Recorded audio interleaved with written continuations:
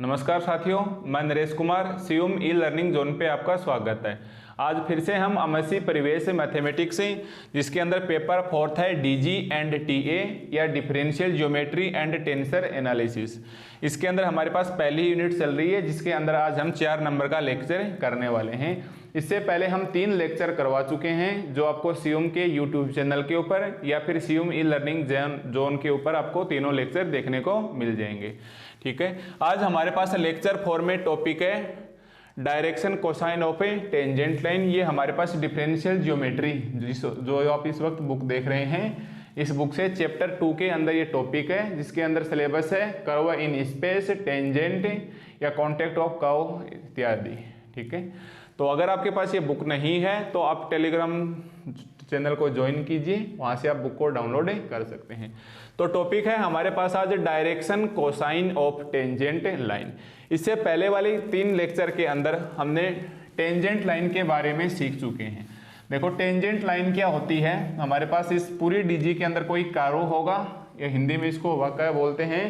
एक कर्व है, अगर इसको कोई लाइन काटती हुई जाती है तो ये जो पॉइंट पी क्यू बचता है, ये पॉइंट पी क्यू ही हमारे पास क्या कहलाता है, टेंजेंट लाइन।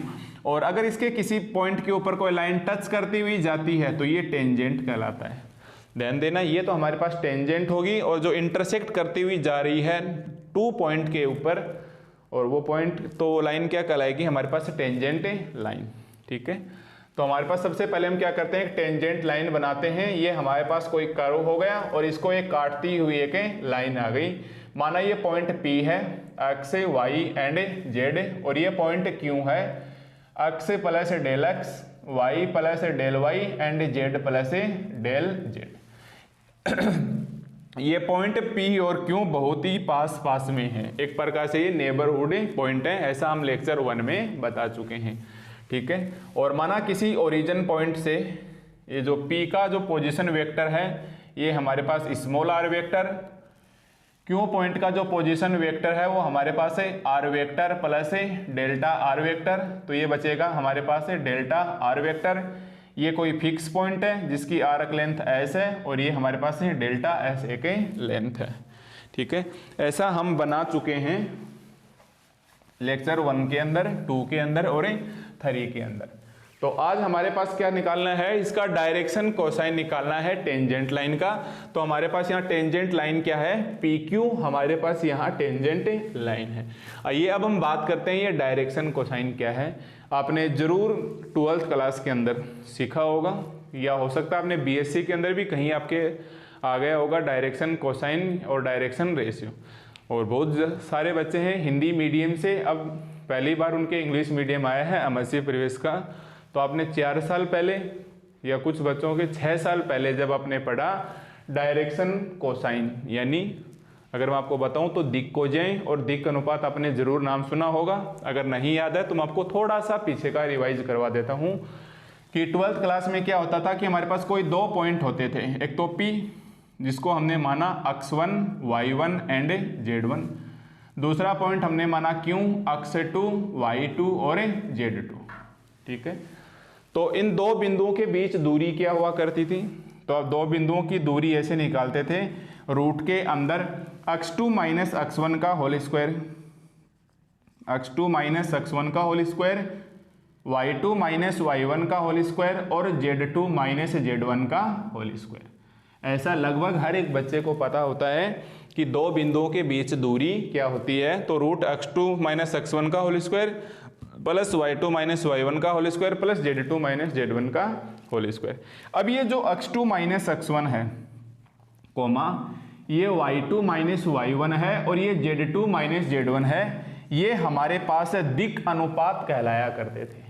ठीक है, अगर आप लोगों के ध्यान में नहीं है तो मैं आपको बता देता हूं कि यही हमारे पास डायरेक्शन रेशियो हुआ करते थे। तो जब भी 2 बिंदुओं के बीच की दूरी निकालो, ये जो x2 माइनस x1 है, y2 माइनस y1 है, z2 माइनस z1 है, यही हमारे पास क्या होते थे, डायरेक्शन रेशियो, जिसे 12th क्लास में शॉर्ट में L, M और N लिखा जाता था। क्या लिखा जाता था शॉर्ट में, L, M और N। फिर आपने निकाली थी दिक् कोजें यानी डायरेक्शन कोसाइन, ये तो दिक् अनुपात हो गए और ये दिक् कोजें डायरेक्शन कोसाइन्स, अब हम इंग्लिश में ही बोलेंगे डायरेक्शन कोसाइन। डायरेक्शन कोसाइन कैसे निकालते थे, एल अपॉन फिर रूट के अंदर L square plus M square plus N square, root के अंदर L square plus M square plus N square, m upon root के अंदर L square plus M square plus N square, और n upon root के अंदर L square plus M square plus N square. आ रहा है ना, देखो थोड़ा थोड़ा याद कि इस प्रकार हमारे पास एल एम एन, इतना ही पता आपको भाई ये एल है, ये एम है और ये एन है। ये भी आप जरूर जानते होंगे कि L square plus M square plus N square is equal to क्या होता है, 1 होता है। हो सकता है आपने 12th क्लास में ऐसे सीखा होगा 3D के अंदर कि हमारे पास एक्स डायरेक्शन, ये वाई डायरेक्शन एंड ये जेड डायरेक्शन। यहाँ कोई पॉइंट है पी अक्स वाई जेड, जो अक्स के साथ एल्फा कोण बनाता है, वाई एक्स के साथ हमारे पास बीटा कोण बनाता है, और जेड एक्स के साथ हमारे पास गामा कोण बनाता है। तो आपने लिखा होगा l is equal to cos alpha, m is equal to cos beta और n is equal to cos gamma, ये तीनों एक ही बात है। तो ये हमारे पास प्रीवियस क्लास की बात चल रही है। मुद्दा है हमारे पास डायरेक्शन रेशियो क्या होते हैं और डायरेक्शन कोसाइन क्या होते हैं। तो जो दो बिंदुओं के बीच की दूरी है, आप ऐसे निकालोगे x2 माइनस x1 का whole square, y2 minus y1 का होल स्क्वायर और z2 माइनस z1 का होल स्क्वायर है।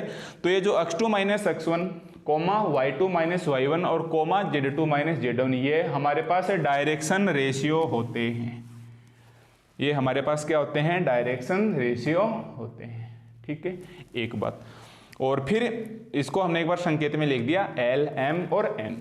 तो अगर मैं एल अपॉन रूट के अंदर इसका स्क्वायर प्लस इसका स्क्वायर प्लस इसका स्क्वायर, या m upon root l square plus M square plus N square, या n upon root l square plus M square plus N square, ऐसा करेंगे तो ये हमारे पास क्या कहलाएंगे, डायरेक्शन कोसाइन। अपने को यहाँ क्या निकालना है, direction cosine of tangent line.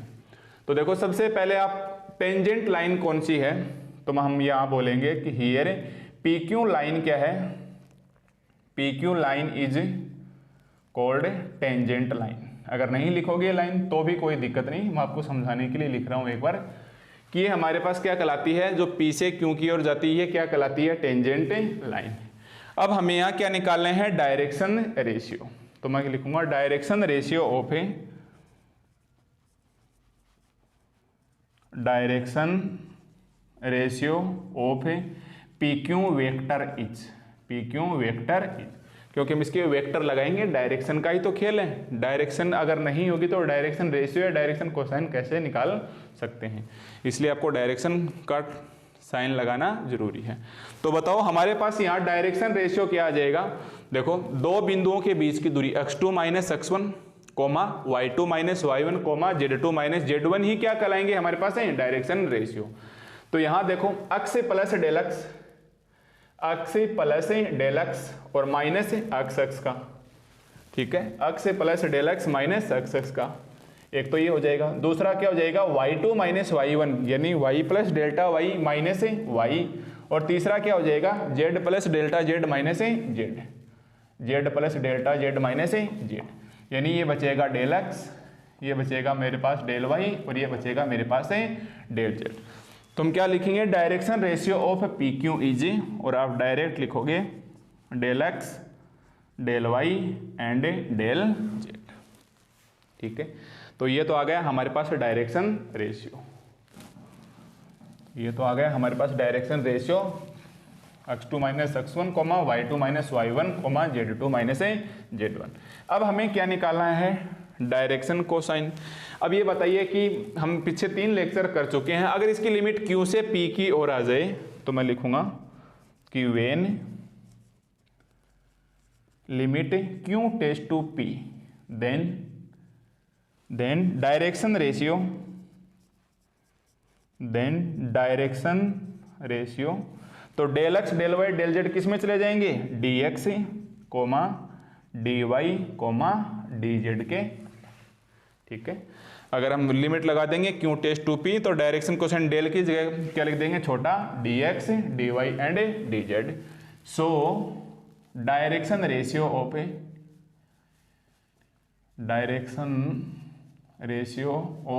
Tangent line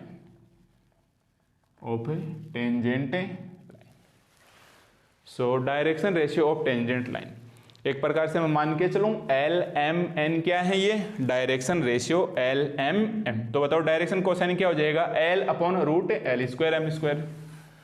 तो ये क्या हो जाएगा, L upon root L square plus M square plus N square, dx square plus dy square plus dz square. फिर M अपॉन यानी बीच वाला dy upon dx square plus dy square plus dz square, और comma dz upon root के अंदर dx square plus dy square plus dz square. तो ये हमारे पास क्या आ गया, direction cosine of a tangent line. ठीक है, समझ गए। यहाँ से देखिए हम लिख लेंगे कि ये हमारे पास डायरेक्शन रेशियो है एंड ये हमारे पास डायरेक्शन कोसाइन है। ओके, तो अब इसको और हम सिंप्लीफाई कर सकते हैं। कैसे सिंप्लीफाई कर सकते हैं, अगर आप प्रीवियस लेक्चर देख चुके हैं उसके अंदर यूनिट टेंजेंट वेक्टर, तो हम क्या बोलेंगे कि since we know that unit tangent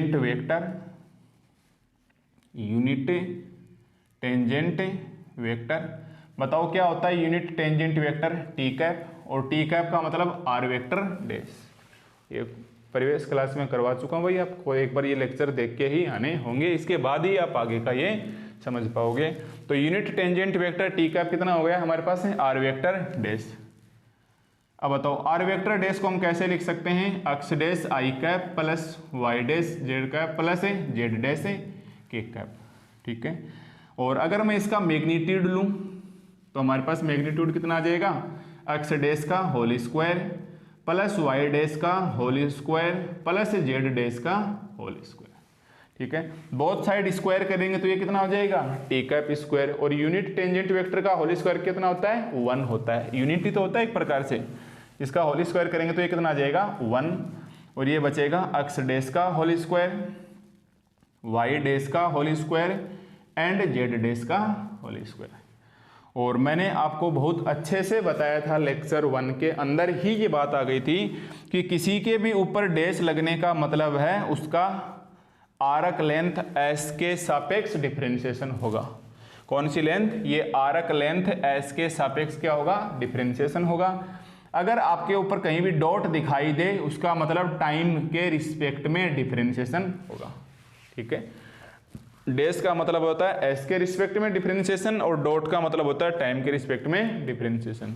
तो यहाँ अक्स डैश लिखा है, इसका मतलब एस के रिस्पेक्ट में, तो इसको हम क्या लिखेंगे, dx अपॉन ds का होल स्क्वायर।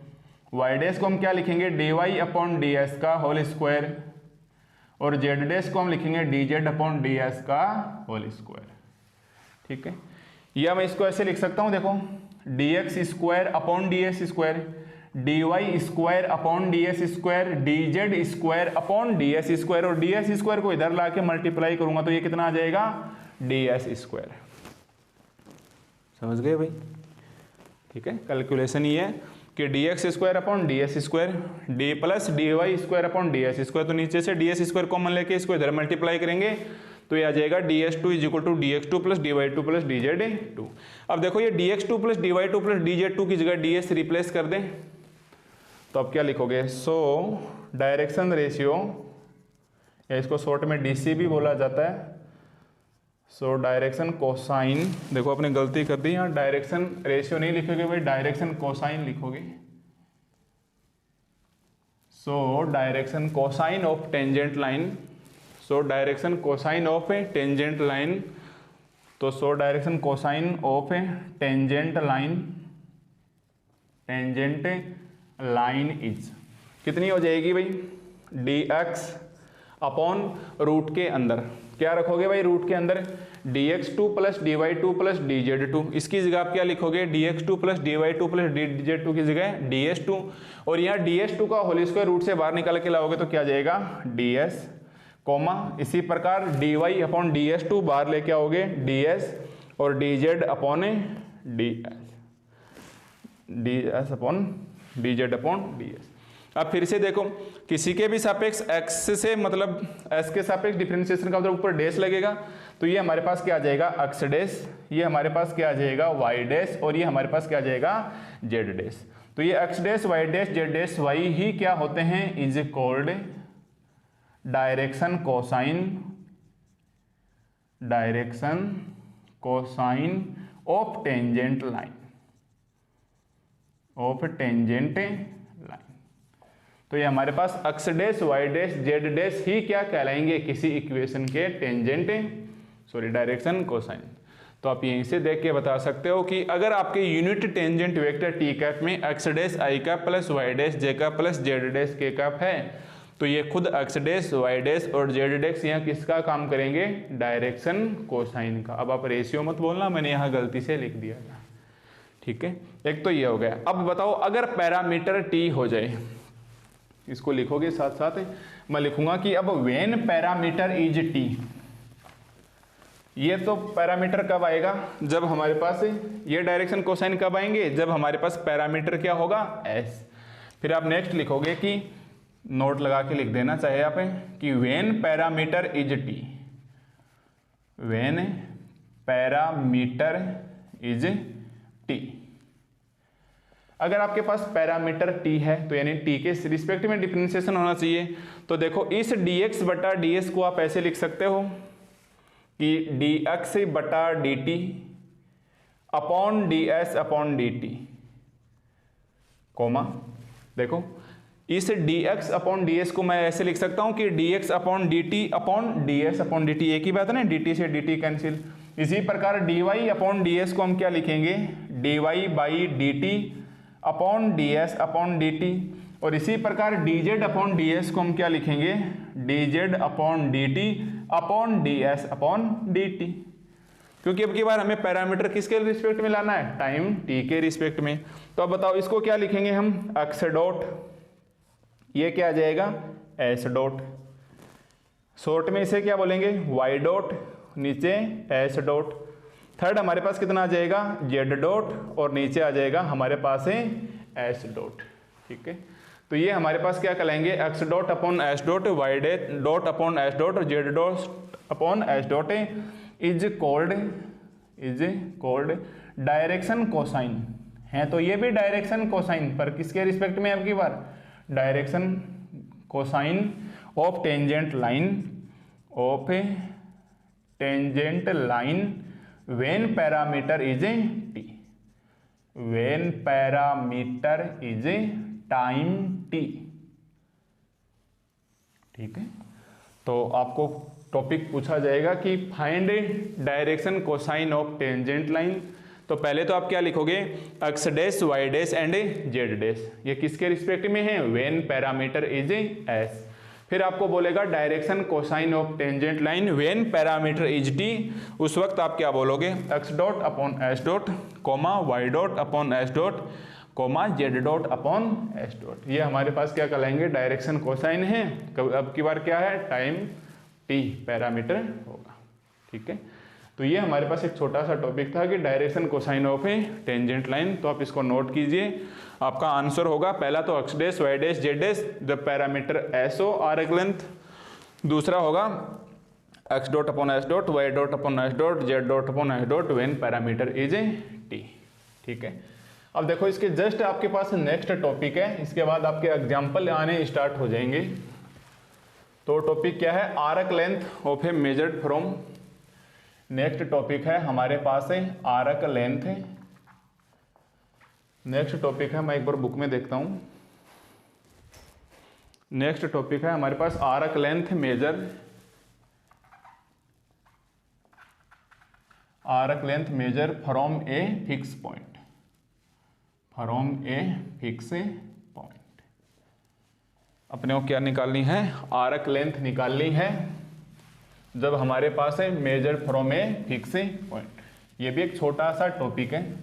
तो देखो सबसे पहले अगर आप आर्क लेंथ निकालोगे, उससे पहले आप डायरेक्शन कोसाइन निकाल चुके हो, तो या तो आप इस डायरेक्शन कोसाइन को यूज में ले सकते हैं या फिर हम इस डायरेक्शन कोसाइन को यूज में ले सकते हैं। और ज़्यादातर क्वेश्चन में हमारे पास पैरामीटर t आएगा। तो सबसे पहले आप क्या लिखोगे इसके सॉल्यूशन के अंदर, आर्क लेंथ निकालनी है हमें एस, आर्क लेंथ निकालनी है और आर्क लेंथ को हम स्मॉल एस से डिनोट करते हैं। अभी जो डायग्राम बनाया था ना, देखो ये पॉइंट है और इसको कोई लाइन इंटरसेक्ट कर गई, ये पी क्यू है, ये एस है, ये डेल एस है, हमें ये वाली एस निकालनी है आर्क लेंथ। तो हम क्या लिखेंगे कि सिंस वी नो दैट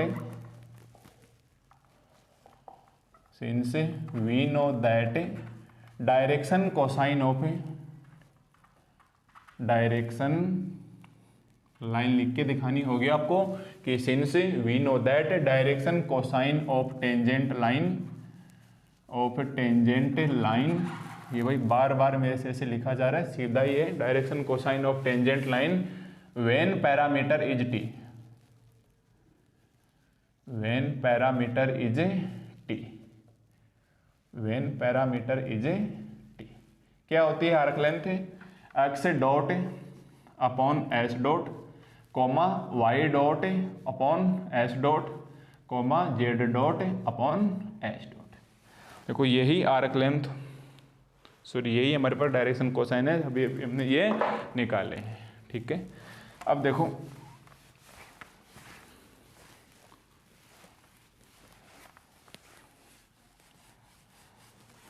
इसको मैं क्या करता हूँ, एक बार इक्वेशन 1 नाम दे देता हूँ। अभी हमने यहाँ क्या देखा कि चूंकि ds2 क्या होता है, dx2 plus dy2 plus dz2, चूंकि ds2 हमारे पास कितना होता है, dx का whole square plus dy whole square plus dz का होल स्क्वायर, या दोनों पक्षों में ds स्क्वायर का भाग देंगे तो 1 is equal to dx upon ds का whole square plus dy upon ds का whole square plus dz upon ds का होल स्क्वायर। ठीक है, 1 is equal to dx upon ds का whole square plus dy upon ds का whole square plus dz upon ds का whole square, या हमारे पास कैसे बचेगा 1 इज इक्वल टू, इसको हम लिख सकते हैं ना dx upon dt upon ds upon dt का whole square plus dy upon dt upon ds upon dt का whole square plus dz upon dt upon ds upon dt का होल स्क्वायर। ठीक है, ये आप डायरेक्ट बोल सकते हो अक्स डॉट का होल स्क्वायर अपॉन नीचे को लिखेंगे s डॉट का होल स्क्वायर, y डॉट का होल स्क्वायर, s डॉट का होल स्क्वायर, z डॉट का होल स्क्वायर और s डॉट का होल स्क्वायर। ठीक है, मैं चाहता तो यहीं से भी लिख सकता था, क्योंकि direction cosine L M N, इसका मतलब रूट के अंदर L square plus M square plus N square is equal to 1, L square plus M square plus N square is equal to 1, या फिर आप एच डॉट के होल स्क्वायर को इस साइड में ले आओ, एच डॉट का होल स्क्वायर कितना आ जाएगा, एक्स डॉट का whole square plus Y dot का whole square plus z dot का होल स्क्वायर। ठीक है, एच डॉट का मतलब हमारे पास कितना आ गया, डी एस बटा डी टी, एस डॉट का मतलब हमारे पास कितना है, डी एस बटा डी टी, और होल स्क्वायर हटाओगे तो कितना आ जाएगा, एक्स डॉट का whole square plus Y dot का whole square plus z dot का होल स्क्वायर। ठीक है, और आपको पता है कि आर क्या होता है, ये भी लेक्चर पहले वाले लेक्चरों में कर चुके हैं कि आर का मतलब कितना होता है, एक्स हाई कैप, वाई जे कैप और जेड के कैप। ठीक है, और आर वेक्टर का डॉट कितना हो जाएगा, x dot I cap, Y dot J cap और जेड डॉट के कैप। और अगर आपने इसका मैग्नीट्यूड ले लिया, यानी रूट के अंदर एक्स डॉट का होल स्क्वायर, वाई डॉट का होल स्क्वायर और जेड डॉट का होल स्क्वायर, तो क्या मैं एक्स डॉट का whole square plus Y dot का whole square plus z dot का होल स्क्वायर की जगह क्या रख सकता हूँ, आर वेक्टर का डॉट। तो ये मेरे पास कितना आ जाएगा, आप डायरेक्ट ही लिखोगे, बड़ी क्लासों में से छोटी छोटी बातें नहीं बताया करते हैं, आर वेक्टर और ये डॉट। और देखो ध्यान देना, मैग्नीट्यूड जरूर लगाना। अब dt को इधर भेजो, dt को इधर भेजेंगे तो ये आ जाएगा R vector into D T, both side integration करेंगे तो इसकी लिमिट आएगी, ये तो आ जाएगा s, इसकी लिमिट आ जाएगी हमारे पास है t1 से लेके t2 और आर वेक्टर की dot into D T, R vector की डॉट इंटू डी टी। ठीक है, तो हमारे पास इंपॉर्टेंट फॉर्मूला बन गया कि s is equal to integration T1 से T2 आर वेक्टर का मॉडुलस डॉट इंटू dt। तो आप यहाँ से एक क्वेश्चन बनता है, इंपॉर्टेंट फॉर्मूला लगा देता हूँ मैं, इंपॉर्टेंट फॉर्मूला। किसका फॉर्मूला है ये? S, और S हमारे पास क्या है? Arc length. तो जब भी आपको क्वेश्चन में बोले कि आर्क लेंथ फाइंड करो, जब भी हमें क्वेश्चन में बोले कि आर्क लेंथ फाइंड करो, उस वक्त हम क्या बोलेंगे? आर्क लेंथ है S is equal to T1 से T2 और आर वेक्टर की डॉट का मैग्नीट्यूड इनटू dt। ठीक है, या फिर आप ऐसे भी बोल सकते हो कि arc length S is equal to T1 से T2 और रूट के अंदर अक्स डॉट का whole square plus Y dot का whole square plus z dot का होल स्क्वायर और इनटू में dt। आप इसको सिंपल इधर भी dt लगा सकते हो, या शॉर्ट में आप आर वेक्टर का डॉट इंटू dt लगा सकते हो। इसे आप अच्छे से नोट करो, ये हम आगे आने वाले एग्जाम्पल में काम में लेंगे कि हमारे पास आर्क लेंथ क्या होती है। तो जैसे ही आर्क लेंथ आ जाए तो आप डायरेक्ट लिखोगे कि S is equal to integration T1 से T2 आर वेक्टर की डॉट का मैग्नीट्यूड इंटू dt, या रूट के अंदर x डॉट का whole square plus y dot का whole square plus z dot का होल स्क्वायर इंटू dt। ठीक है, तो मैं यहाँ स्क्रीन के ऊपर एक एग्जाम्पल लिखता हूँ, तब तक आप इसे उतारिए।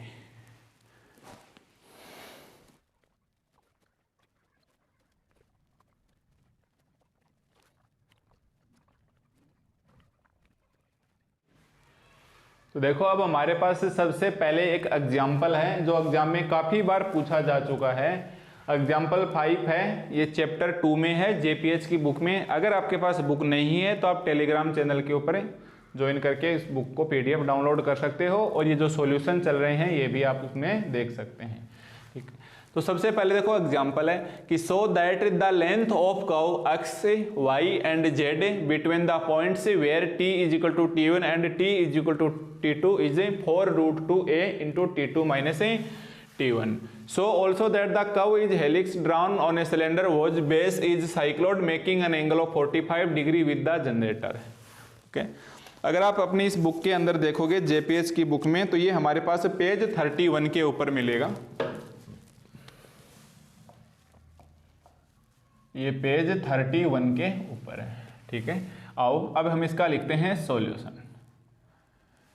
सॉल्यूशन में क्या लिख रखा है कि आप प्रूव करना है। एक ही बात, आप इतने तो समझदार हो ही, क्या करना है? सॉल्यूशन लिखना है या प्रूफ लिखना है कि so that the length of curve x is equal to Y is equal to and z is equal to. तो सबसे पहले आप क्या लिखोगे? गिवन। गिवन क्या है? गिवन में x is equal to 2a और करली ब्रैकेट, इसको हम करली ब्रैकेट या हिंदी में मंझला कोष्टक, sine inverse t plus t √1 minus t square, y is equal to 2a t square and z is equal to 4a t। ये हमको क्या है? गिवन है।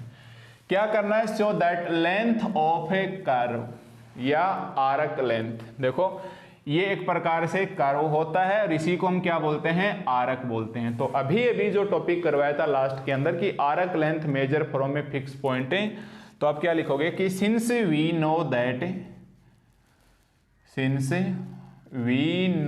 दैट आर्क लेंथ या फिर लेंथ ऑफ कर्व, एक ही बात है भैया। आर्क लेंथ या length of a curve is equal to integration T1 से T2, या तो आप लिखोगे आर वेक्टर का डॉट मैग्नीट्यूड इंटू dt। ठीक है, या तो हम ऐसे लिखेंगे आर वेक्टर का डॉट इंटू dt, या फिर हम लिखेंगे T1 से T2 रूट के अंदर x डॉट का whole square plus y dot का whole square plus z dot का होल स्क्वायर इंटू dt। अभी बताया ना, दोनों एक ही बात है। हम यहाँ नीचे वाला क्यों लिखेंगे? क्योंकि हमारे पास क्वेश्चन में डायरेक्ट दे रखा है x क्या है, y क्या है एंड z क्या है। अगर r के फॉर्म में दिया हुआ तो r के फॉर्मेट में लिख लेते। तो हम यहाँ लिखेंगे कि आर्क लेंथ कितनी है?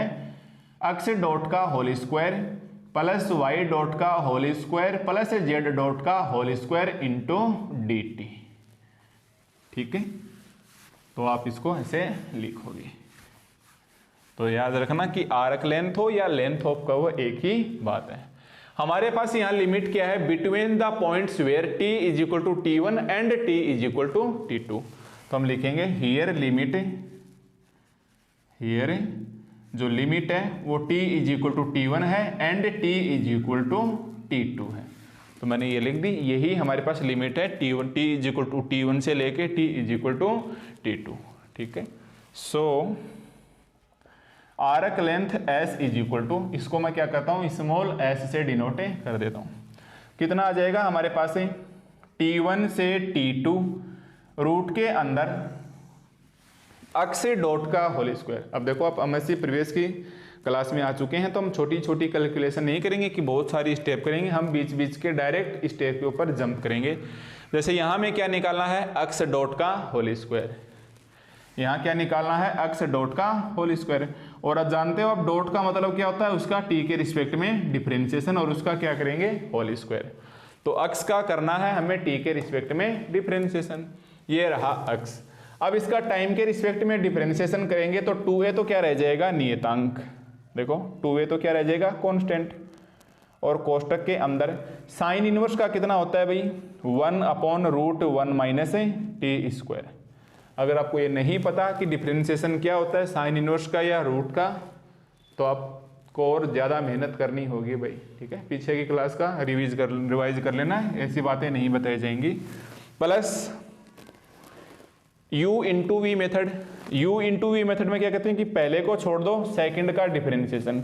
और रूट का डिफरेंशिएशन कितना होता है, 1/2 रूट और संख्या ऐसी की ऐसी इंटू 1 का क्या हो जाएगा 0 माइनस टी स्क्वायर का कितना हो जाएगा 2t। तो u into v plus v into आगे वाले को छोड़ दो और इसका 1, और कोष्टक में करेंगे हम इसको बंद। तो ये तो हो गया हमारे पास dx dt, और इसका क्या करना है, हमें होल स्क्वायर करना है।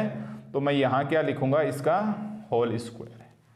देखो पूरे का करने के बाद भी हम इसके क्या लगाएंगे, होल स्क्वायर। ध्यान देना 2a को भी हमें होल स्क्वायर के अंदर लेना है, प्लस y डॉट, एक ही स्टेप में चलेंगे भाई हम। y डॉट का मतलब dy बटा dt। अब dy बटा dt करेंगे तो ये कितना आ जाएगा, 2a तो कांस्टेंट है और t स्क्वायर का कितना हो जाएगा इंटू में 2t। इसका भी हम क्या करेंगे whole square, plus z dot का इसका t के रिस्पेक्ट में करेंगे तो कितना आएगा हमारे पास है 4a का होल स्क्वायर, और इनटू में क्या है हमारे पास ये dt। तो मैंने डायरेक्ट ही अक्स का टाइम के t के रिस्पेक्ट में, y का t के रिस्पेक्ट में, z का t के रिस्पेक्ट में डिफरेंशिएशन किया और वैल्यू मैंने डायरेक्ट पुट की। ठीक है, तो ये डिफरेंशिएशन आई होप आपको अच्छे से आ रहे होंगे।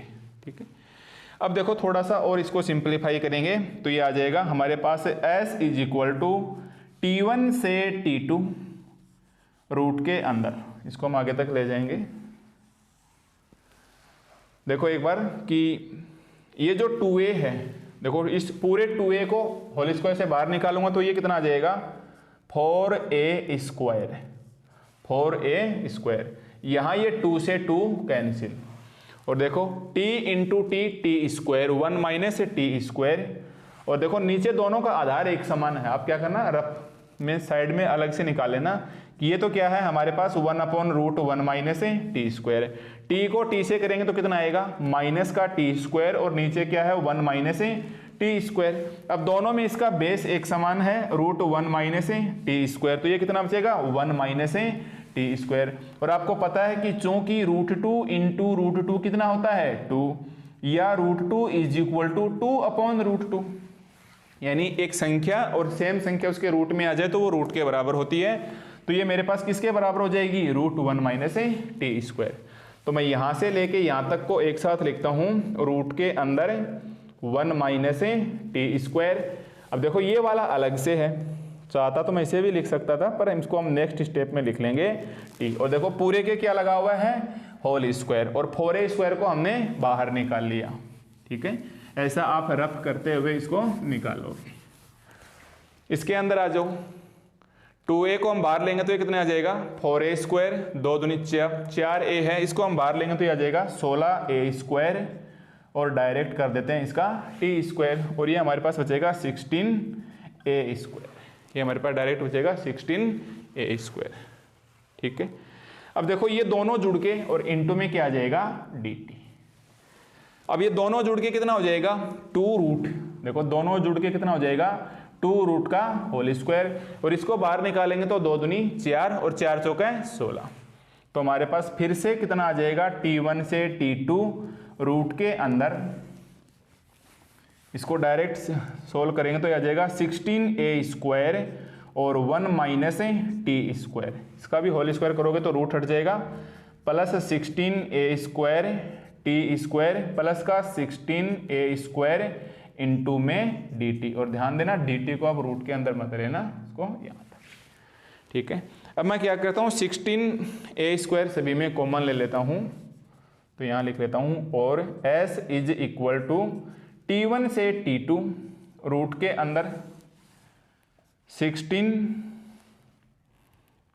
अंदर 16a स्क्वायर ले लेते हैं इसमें कॉमन, 16a स्क्वायर कॉमन लेंगे तो ये कितना बचेगा 1 minus T square, 1 minus T square, यहाँ 16a स्क्वायर कॉमन आ गया तो ये प्लस का टी स्क्वायर, प्लस का टी स्क्वायर, यहाँ से 16a स्क्वायर कॉमन लेंगे तो प्लस का 1, और इनटू में क्या आ जाएगा dt। देखो टी स्क्वायर से टी स्क्वायर कैंसिल, 16a को हम बाहर लेंगे तो हमारे पास कितना आ जाएगा s is equal to 4a, और 1 and 1 2, और ये आ जाएगा रूट 2, और सारी ये वैल्यू कांस्टेंट है, ये आ जाएगा t1 से t2 इंटू dt, ये कितना आ जाएगा हमारे पास है t1 से t2 इंटू dt। इसको मैं क्या करता हूँ थोड़ा ऊपर लिख लेता हूँ,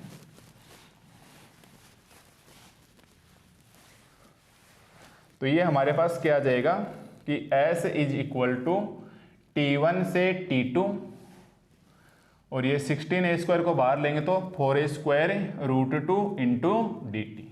आपको पता है ये 4 रूट 2 और ये a, 16a स्क्वायर को बाहर लेंगे तो देखो 4a आएगा, ये बचेगा t1 से t2 dt। dt का इंटीग्रेशन t होगा तो एक बार तो अपर लिमिट माइनस एक बार लोअर लिमिट, और बाहर कौन आ जाएगा 4 रूट 2 इंटू a।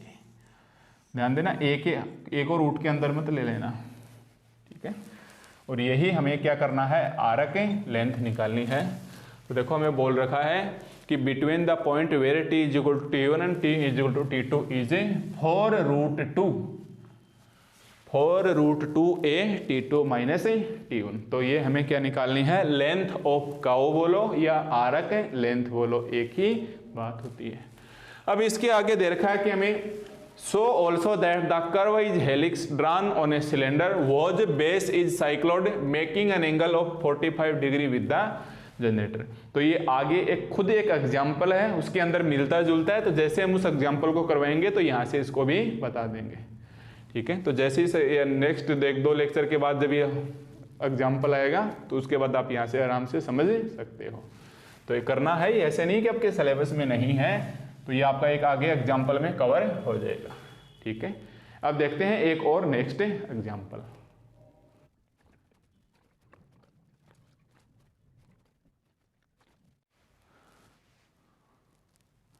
देखो मैंने फिर से एक एग्जाम्पल लिखा है, ये भी आपकी इसी जेपीएच की बुक में है, ये पेज नंबर 30 पर है, ये हमारे पास पेज 30 के ऊपर है। क्या बोल रहा है एग्जाम्पल की find the length of 1 complete turn off the circular helix. क्या बोल रहा है हमारे पास है कि find the length of 1 complete turn off the circular helix. तो सबसे पहले देखो ये हेलिक्स है, इसका आप एक पिक्चर व्हाइट बोर्ड पे देख सकते हैं। अब इसके अंदर ये जो सर्कुलाकार सिस्टम है, तो एक प्रकार से क्या है ये सर्किल, नीचे सर्किल सा बनता हुआ दिखाई दे रहा है, ठीक है। तो देखो इसके सॉल्यूशन के अंदर,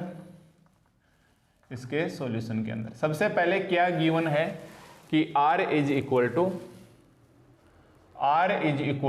a cos t i cap plus a sin t j cap plus c t k cap, ठीक है। और t है वो माइनस इनफाइनाइट से इनफाइनाइट के बीच में है, ओके।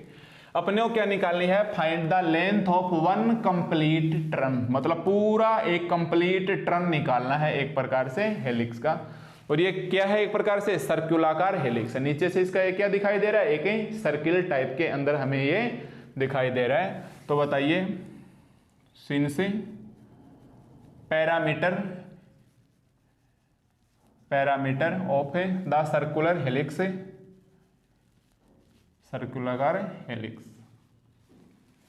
कि हमारे पास लिमिट कहाँ से कहाँ तक होगी। हमें ये देखनी है कि लिमिट हमारे पास कहाँ से कहाँ तक होगी। तो मान के चलते हैं कि स्टार्टिंग में हमारे पास टाइम क्या है जब हम सर्कुलर राउंड पे आएंगे, टी नोट। और जब हम मान लो यहाँ स्टार्टिंग में हमने क्या मान लिया, एक प्रकार से टी नोट। और जब मैं पूरा एक राउंड लेके आऊंगा तो आपको पता है सर्कुलर का पूरा राउंड कितना हो जाएगा, 2 पाई प्लस टी नोट। तो ये कितना आ जाएगा, टी नोट प्लस 2 पाई। तो हमारे पास इसकी लिमिट कहाँ से कहाँ तक आ जाएगी, t is equal to t naught to t is equal to t naught plus 2 pi. ठीक है, ये वो वाला 2 है, इसका मतलब है से, और ये टी नोट है, इसके ये नीचे लगाना है छोटा सा। ठीक है, तो लेंथ निकालनी है 1 कंप्लीट रन की। तो हम क्या बोलेंगे कि सिंस वी नो दैट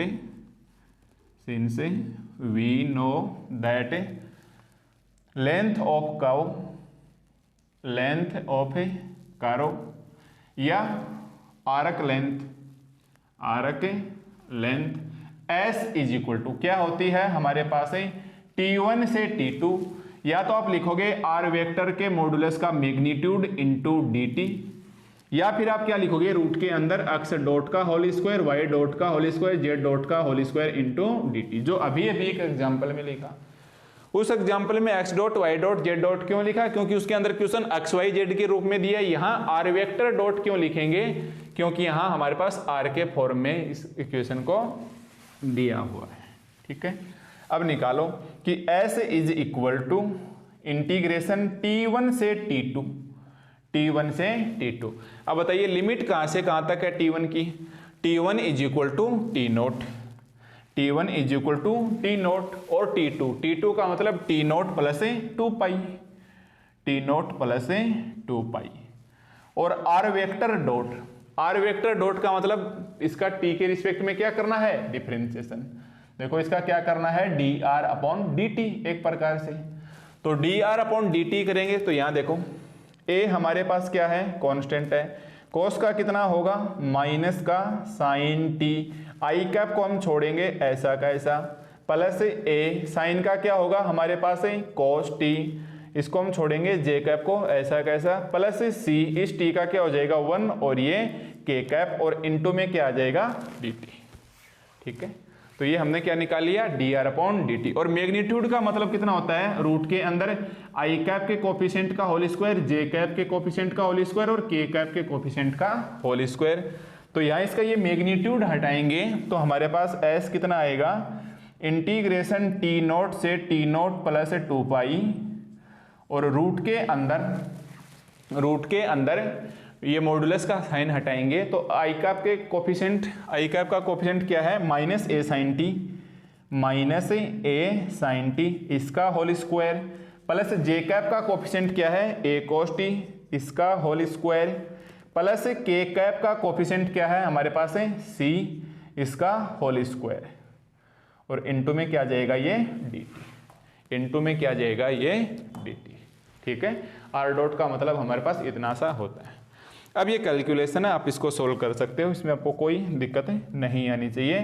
तो ये आ जाएगा टी नोट से टी नोट प्लस 2 पाई, रूट के अंदर देखो a square sine square t plus a square cos square t, a square common लोगे तो sine square t plus cos square t क्या हो जाएगा 1, और ये प्लस सी स्क्वायर, और इनटू में dt। ठीक है, अब आपको पता है ये a कांस्टेंट है, c कांस्टेंट है, तो ये हमारे पास क्या बचेगा, आप इसको और आगे लेके आओगे तो हमारे पास s कितना बचेगा शेष से, कि कांस्टेंट है, इसको तो हम बाहर ले लेंगे, root a square plus c square, और dt का इंटीग्रेशन क्या हो जाएगा t। देखो ये तो कांस्टेंट है, बाहर आ जाएगा, dt का इंटीग्रेशन क्या आ जाएगा t, और upper limit minus lower limit, ये t naught plus 2 pi and ये टी नोट। तो ये आ जाएगा हमारे पास है रूट a square plus c square, upper limit minus lower limit. अब जो हमने इनिशियल टाइम टी नोट माना वो कैंसिल हो गया, तो एस कितना आ गया हमारे पास है 2 पाई रूट के अंदर ए स्क्वायर प्लस सी स्क्वायर। यही हमारे पास क्या है, इसका आंसर है, जो बोल रहा है कि इसका आप एक कंप्लीट टर्न ज्ञात करो। ठीक है, तो इसके अंदर आपको ध्यान रखना है कि जो लेंथ दे रखी है इसका मतलब हमारे पास आर्क लेंथ है और 1 कंप्लीट टर्न। देखो भाई ध्यान से देख लेना, हमारे पास कितना दे रखा है 1 कंप्लीट टर्न, और सर्किलाकार यानी सर्किल है, हेलिक्स के नीचे सर्किल बनेगा, तो हमारे पास लिमिट कितनी आ जाएगी टी नोट प्लस 2 पाई। एक राउंड पूरा कर लिया। अगर क्वेश्चन में यहाँ 1 की जगह मान लो ऐसे दे देता कि 2 कंप्लीट टर्न, तो क्या करते आप 4 पाई। अगर यहाँ दे देता कि 5 कंप्लीट टर्न, तो यहाँ क्या करते 10 पाई।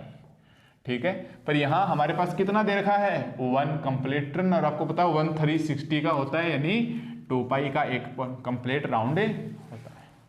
ठीक है, तो ये हमें इस क्वेश्चन में निकालना था, इसकी एक प्रकार से लेंथ निकालनी थी। जब आर के रूप में दे तो आप आर वेक्टर डॉट ले लेना, एंड एक्स वाई जेड के रूप में दे तो arc length S is equal to integration T1 से T2 रूट एक्स डॉट का whole square plus Y dot का whole square plus z dot का होल स्क्वायर।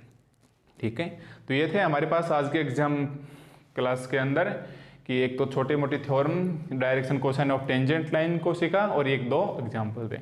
अब मिलते हैं नेक्स्ट लेक्चर में कुछ और एग्जाम्पल के साथ।